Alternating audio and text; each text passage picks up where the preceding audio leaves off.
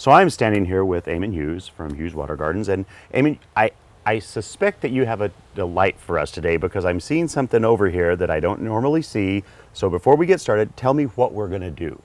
Well, we'd shot over the years so many different types of water bowls, and I thought when I saw this at the nursery today, it's one of the miniature Lotus. Yeah. So it was perfect to put in a water bowl. So I've got to ask some questions because I know people out there are thinking them. Honestly, why would we plant this up in a beautiful bowl if it's just going to die this winter? That's what I think most of us think about this kind of plant. Yeah, well, Lotus is actually hardly to zone 4. Oh, I mean, it'll grow in Chicago. It'll overwinter in Chicago. So once it's underwater, it's fine for the winter. And even in the future, if people have questions about it, they can always come out and see you directly, can't they? So we've got that, all right?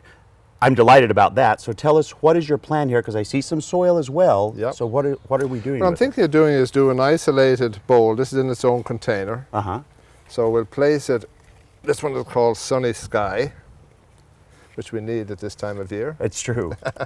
So we'll place that. It's a beautiful little center, and it's starting to drop its petals at this point. Well, we all do. And very, very fragrant as well.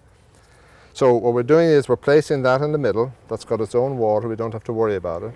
So this is a bowl that isn't it's got a hole It's in it got a for hole in drainage? it, Okay. so we can do terrestrial plants in this. And this holds the water. And this will hold the water. All right. So you have your Lotus. A lot of people think these pads have to be right at water level, but they don't. They stand up in the air.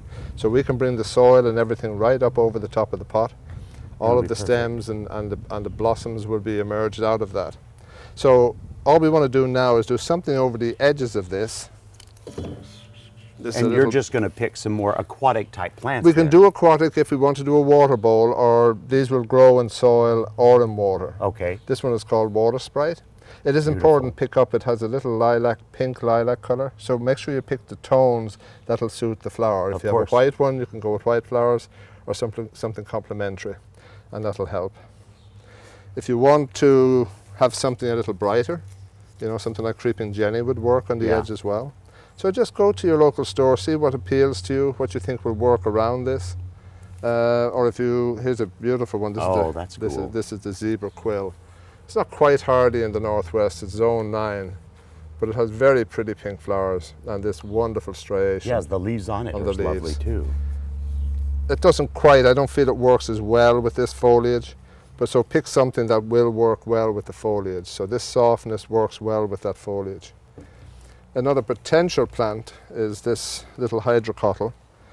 It's young at the moment, but right in here, see the pink? This develops pink edges in the sun, and that would be a lovely, complementary thing there as well. So let's pop a few in.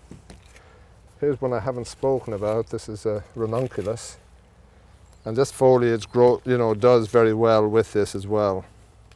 Yes, it does. So we'll drop a few of these in, and all right, well, let's do that. We're going to drop a few in, and then we're going to take a break and be right back when we get it all put together.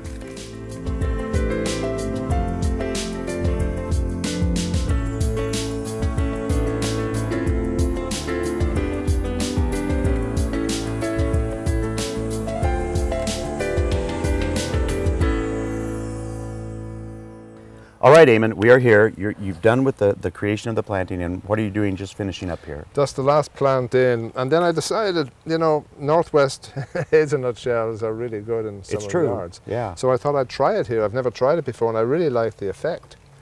And this will keep, helps keep slugs off, keep some hydration in the soil. It's also decorative, stop some of the weeds. But I have to say, you put them on the Lotus. I floated them into the Lotus as well. I'm sort of hiding the pots, so now we have this lovely effect of that just going through there. And it really does look like it's just one. It doesn't. You don't know there's a separation of soil and water at all. That's why I'm trying to just blend that in. Beautiful. And then I spotted this at the nursery. I think it's cute. I think maybe peeking you up, seeing that it is a sacred plant. Right. Right. I think that looks. So now we've got the beauty of it. We've got the new information about the Lotus. What does one do to maintain this, though? Well, to maintain it, you just have to keep water in the central area there, water your other plants as you normally would in a planter, but you want to feed the Lotus. That's really important. Okay. So if you have a water garden store nearby, they would have some of those little tablets. They're water aquatic tablets, and you just pop in 3 or 4 of those to keep it fed throughout the season, because this was today's bloom. It lasts about 3 days. It's closing up at this time of the day, but they have a beautiful centre on them. Because they do close up in the evening, Yeah, right? they close up in the evening. This will be fully open tomorrow, and here we have Wow. a couple of days later and a couple of days later. So you have that continuity all summer. And that requires the feeding. You And have that to do requires the that, feeding. okay. And the same on your plants.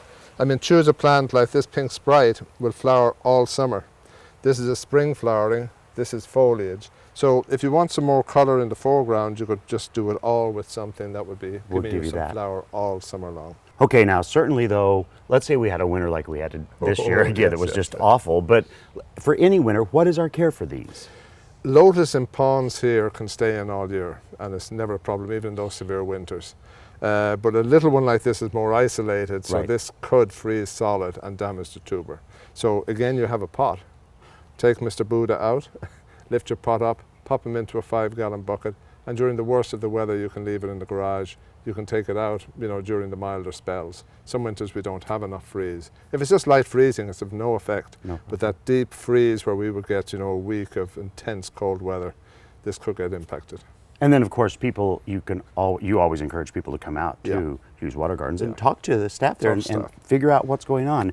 Well, there you have it. One of the things I love about Garden Time is even I always learn something new. This is new for me. If you want some more information about it, we encourage you to always go to gardentime.tv. We'll click you over to their website. Come out and make your own lotus pot beautiful thing for your own house. Thank you so much, Eamonn. Thanks, William. Take care.